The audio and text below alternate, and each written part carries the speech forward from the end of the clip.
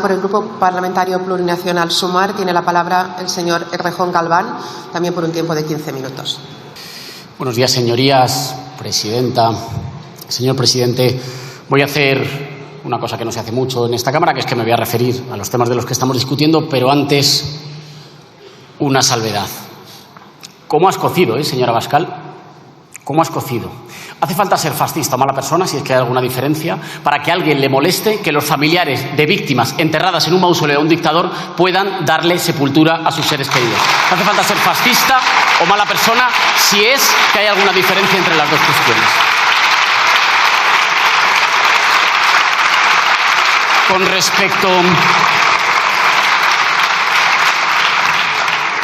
Con respecto a Ucrania, en primer lugar, nosotros, tras la invasión rusa, sostuvimos que Ucrania tiene derecho a defenderse y a recibir ayuda. Pero sostenemos que esta ayuda tiene que estar presidida por un objetivo político, que no puede decidir la industria militar. Para nosotros, ese objetivo es el de encontrar vías diplomáticas para una salida negociada que permita la paz y la estabilidad en Ucrania. Una salida que evite que la guerra se enquiste, que ponga todos los medios para que la guerra no se extienda en el tiempo ni en el espacio. Para ello es necesaria una estrategia europea de defensa autónoma y coordinada, que no le siga subcontratando la seguridad a Estados Unidos y a la OTAN. Europa tiene que ser fuerza motriz de la construcción de un sistema de seguridad internacional bajo el mandato de Naciones Unidas, cuyo Consejo de Seguridad debe ser reformado eliminando el sistema de vetos. El camino, en cualquier caso, no es el de la escalada belicista y militarista que hoy recorre Europa. Cuando comienzan a sonar las trompetas de guerra, ya lo sabemos históricamente, es muy fácil dejarse llevar por un supuesto realismo que siempre envía a morir a otros. Pero un gobierno de izquierdas y demócrata como el nuestro tiene la obligación de mantener la responsabilidad histórica, ser prudente y de liderar un plan de paz para la desescalada del conflicto. El camino hacia la guerra muchas veces se ha pavimentado en Europa de escaladas de quienes decían no querer el choque, pero no paraban de dar pasos hacia el choque. Y en este continente deberíamos haber aprendido ya que las guerras siempre se deciden por arriba y siempre se sangran por abajo, que no traen más que barbarie en los campos de batalla y miseria y autoritarismo en todas las partes implicadas. Cuando la guerra entra por la puerta, lo primero en salir por la ventana es la democracia, porque la guerra es siempre, en todo momento y lugar, el terreno ideológico de los reaccionarios, que les excita, que la desean y que la preparan. Lo vamos a decir claro, en la situación actual, cuando muchas familias atraviesan dificultades, no creemos que la prioridad del Gobierno de España, con unos presupuestos prorrogados, sea sumarse a la insensata carrera armamentística y subir el gasto militar al 2%.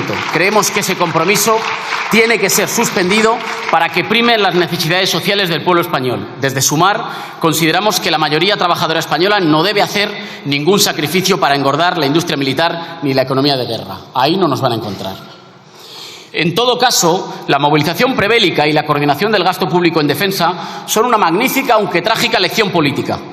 Tras la Segunda Guerra Mundial, los pueblos de Europa entendieron que, si había sido posible toda esa movilización de recursos para la guerra, también podría serlo para un contrato social que garantizara la seguridad y el bienestar de los trabajadores. De esa lección, del miedo de los ricos a la revolución y de la fuerza al antifascismo, nació el Estado del Bienestar. Hoy tenemos ante nosotras desafíos civilizatorios inmensos. Por una parte, la crisis climática amenaza las bases físicas de la posibilidad de la vida en el planeta.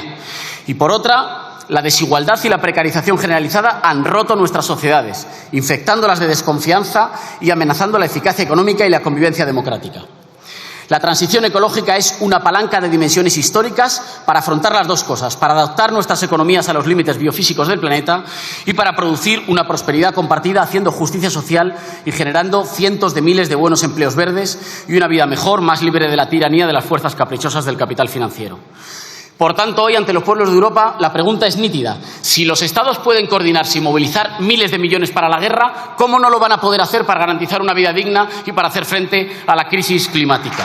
Queremos que España sea vanguardia y que lidere la posición europea. Y por ello le solicitamos formalmente un pleno extraordinario sobre la estrategia del Gobierno en la estrategia contra el cambio climático. Señor presidente, nadie permanece igual si asiste a un genocidio televisado sin mover un dedo. La guerra también envilece a los pueblos que hacen de testigos. El pasado domingo se cumplían 6 meses del inicio de la guerra de Israel contra Gaza. 6 meses que dejan un balance de 33.000 asesinados, de los cuales al menos 14.000 son niños y niñas. En 6 meses, más niños asesinados que en 4 años en todas las guerras del mundo.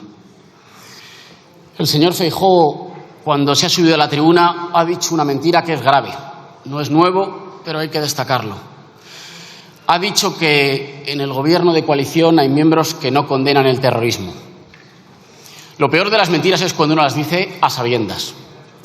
Señor Feijóo, a menudo la derecha de nuestro país, para no condenar la barbarie que está sucediendo en Gaza, nos habla de los atentados de Hamás. Ustedes saben perfectamente que nosotros repudiamos esos 1.200 asesinados. Y ahora les devuelvo la pregunta. ¿Condenan ustedes los 33.000 asesinatos, 14.000 de ellos de niños, en Gaza? Yo lo digo aquí muy claro. Usted ha dicho que nosotros no lo condenamos. Nosotros repudiamos los 1.200 asesinatos de Hamás. ¿Y ustedes los 33.000 asesinatos, 14.000 de ellos de niños en Gaza? ¿Los condenan, sí o no? O díganos, si no, cuál es la ratio, porque la ratio ahora mismo está saliendo a 30 palestinos por cada israelí asesinado. ¿Qué ratio les parece a ustedes razonable? ¿Cuándo le dirían ustedes al gobierno ultraderechista de Netanyahu que tiene que parar? Hoy van 1,30. ¿Qué hace falta? ¿1,50? ¿1,100? ¿1,150? O bien, díganos, lo acaba de decir su líder en Cataluña, que es que Israel lo que está haciendo es defender los valores occidentales cuando asesina a 33.000 personas. Díganos para ustedes dónde está el límite. ¿Cuándo le van a decir a Israel que es el momento de parar, que basta ya de tanta masacre? Miren, hay que llamar a las cosas por su nombre. En Gaza lo que está ocurriendo es un genocidio. Y frente a este genocidio hace falta un embargo total de armas, de compra y de venta de armas. Hace falta romper las relaciones comerciales. Hace falta sentar a los responsables ante la Corte Penal Internacional. Y hace falta el reconocimiento urgente del Estado palestino, y lo queremos, señor presidente, en sede parlamentaria.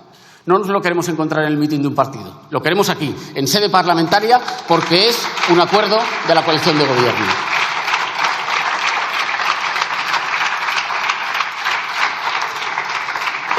Un gobierno como el nuestro tiene que convertirse en abanderado de un internacionalismo de paz y de respeto a los pueblos. Lo que vale para Ucrania tiene que valer para Palestina. Y lo que vale para Palestina, aunque en esto no estemos de acuerdo, vale para el Sáhara. En la exigencia del cumplimiento de los compromisos históricos de España, de las resoluciones de Naciones Unidas y del reconocimiento del pueblo saharaui a la libre autodeterminación. Porque no dudamos con Palestina, nosotras y nosotros tampoco dudamos con el Sáhara.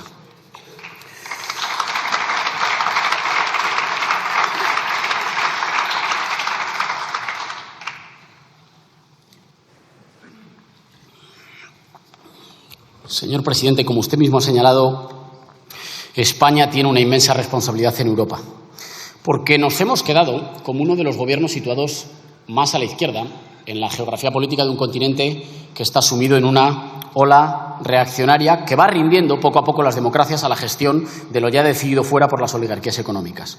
Una ola reaccionaria que se nutre de frustración, desorientación y resentimiento. Por eso España tiene que hacer de faro en Europa, y lo tiene que hacer avanzando. En España el gobierno de coalición progresista, nuestro gobierno, se salvó en condiciones muy difíciles. Y digámoslo claramente, se salvó por los pelos.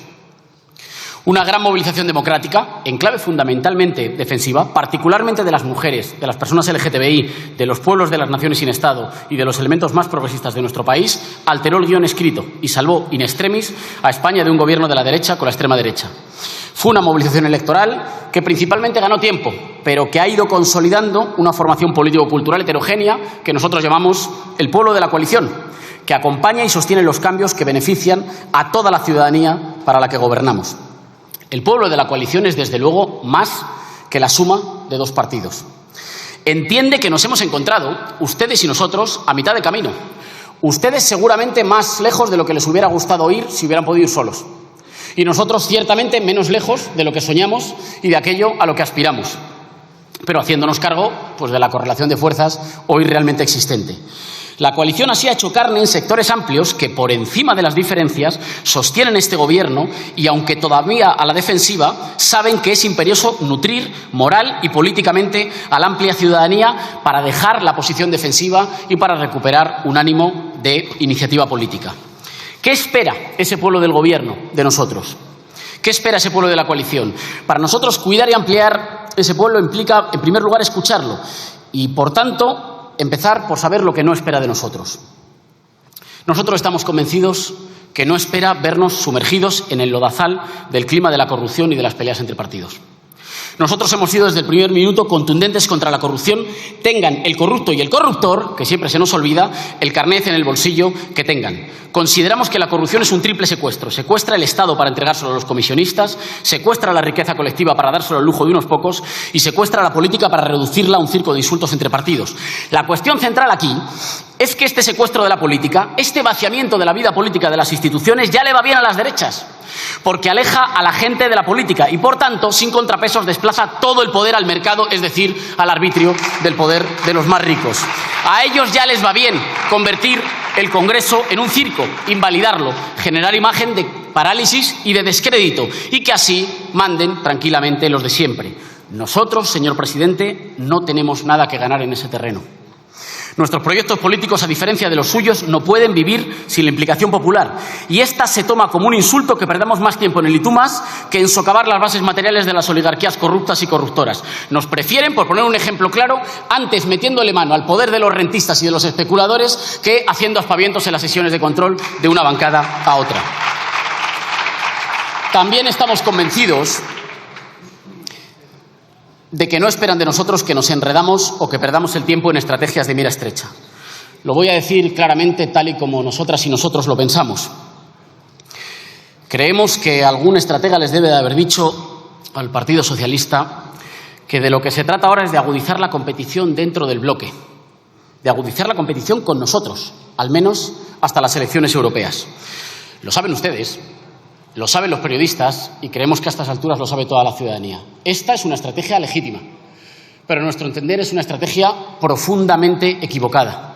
Es una estrategia profundamente equivocada porque desarma políticamente, desmoraliza y empequeñece al pueblo de la coalición. Es una estrategia profundamente equivocada porque las coaliciones no se salvan solas ni se salvan por separado. Y es una estrategia profundamente equivocada porque coquetea con la restauración de un orden en el que siempre mandaban los mismos. Y si alguna vez les tocaba a ustedes gobernar, lo hacían teniendo que pedir permiso para tocar un solo tabique del edificio porque era un edificio ajeno. Para nosotras y para nosotros, la competición no es dentro del bloque progresista. Fíjense, ni siquiera es con las derechas, porque sus votantes también se benefician de los derechos que ampliamos para todos. No es entre nosotros, no es con el bloque de las derechas, es contra la desigualdad y por cambiar una vida que duele tanto a tantos. Lo que sí se espera de nosotros, la disputa histórica que sí que libramos, es por democratizar el Estado y el reparto de la propiedad y la riqueza. España es un país enfermo de desigualdad. Por eso nosotros no podemos salir ni a contener ni a matizar, sino a hacer justicia social y equilibrar la balanza, apostando siempre, cuando haya que elegir, primero por quienes nacen con la vida cuesta arriba, antes que quienes nacen con la vida solucionada. Porque esta desigualdad estructural y creciente, además, y lo hemos comprobado todos, lo han comprobado ustedes mismos, tiene una derivada política. Si los reaccionarios han podido desarrollar toda estrategia de cerco en el Estado contra los gobiernos que no les gustan, que son todos los gobiernos que no presiden ellos, es precisamente gracias a un inmenso desequilibrio de poderes que nunca se someten a las urnas. Altas magistraturas, cuerpos profesionales y espacios opacos del Estado, oligopolios mediáticos, poderes financiados, entremados oligárquicos, herencias y apellidos. Para que el más mínimo reformismo sea posible en España, es imprescindible corregir esta brutal asimetría y lo tenemos que hacer nosotros aprovechando esta oportunidad histórica. Somos nosotros quienes tenemos que saldar la distancia que separa hoy la política de una vida cotidiana que se ha ido haciendo cada vez más difícil y más árida. Y lo tenemos que hacer ofreciendo otro horizonte posible. Es posible vivir con más tranquilidad, es posible vivir con más tiempo, es posible vivir sin miedo al mañana, libres de la extenuante competición contra nosotros mismos. Pero para eso hay que conducir el Gobierno y el Estado con un rumbo inequívocamente igualitarista, destinado a repartir la riqueza, liberar tiempo y dar seguridad a quienes más lo necesitan. Seguridad en el trabajo, seguridad en la vivienda, seguridad en la sanidad y en la educación públicas, seguridad en la vejez, en la conciliación y en los cuidados. Para que la vida de la mayoría sea segura, claro que va a haber que alterar algunos equilibrios en España que hoy están muy desbalanceados a favor de los privilegiados.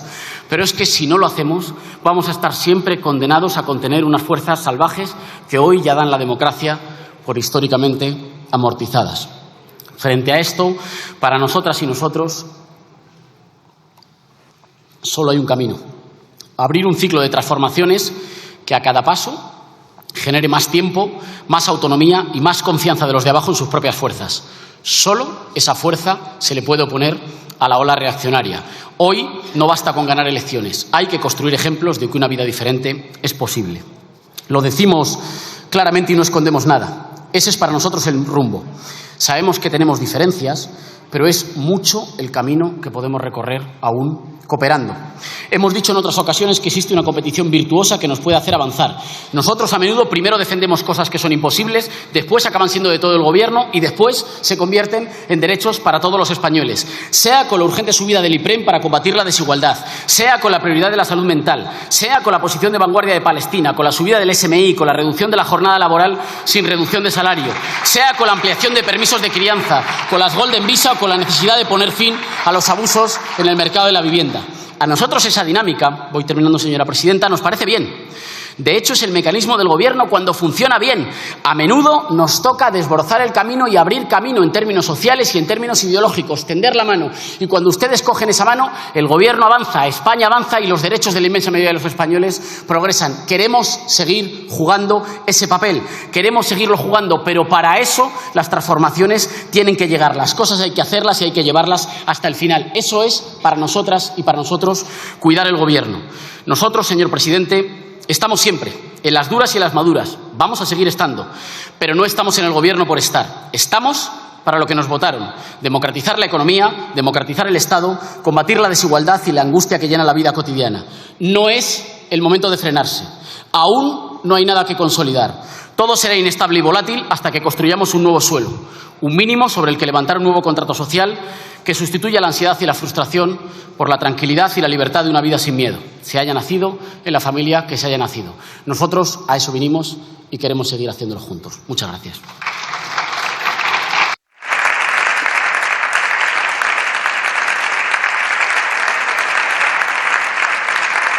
Si os ha gustado el vídeo, no olvidéis suscribiros al canal. En La Voz Progresista tratamos de traerte la mejor información y actualidad, combatiendo los bulos, las mentiras y la desinformación con la que tratan de contaminarnos a diario. Si os ha gustado el vídeo, no olvidéis suscribiros al canal, porque aquí, en La Voz Progresista, nos esforzamos por brindaros la mejor información y actualidad. Nuestra misión va más allá de simplemente entretener o informar, nos comprometemos a combatir los bulos, las mentiras y la desinformación que amenazan con contaminar nuestra sociedad a diario. En un mundo cada vez más digital y conectado, la información fluye a una velocidad vertiginosa. Sin embargo, esta velocidad no siempre va de la mano de la veracidad. Con la proliferación de las redes sociales y la facilidad con la que se pueden difundir noticias falsas, es esencial contar con fuentes confiables que nos guíen a través del laberinto de la información. Juntos, podemos hacer frente a los desafíos de la desinformación y construir un futuro donde la información confiable sea accesible para todos. Gracias por vuestro apoyo.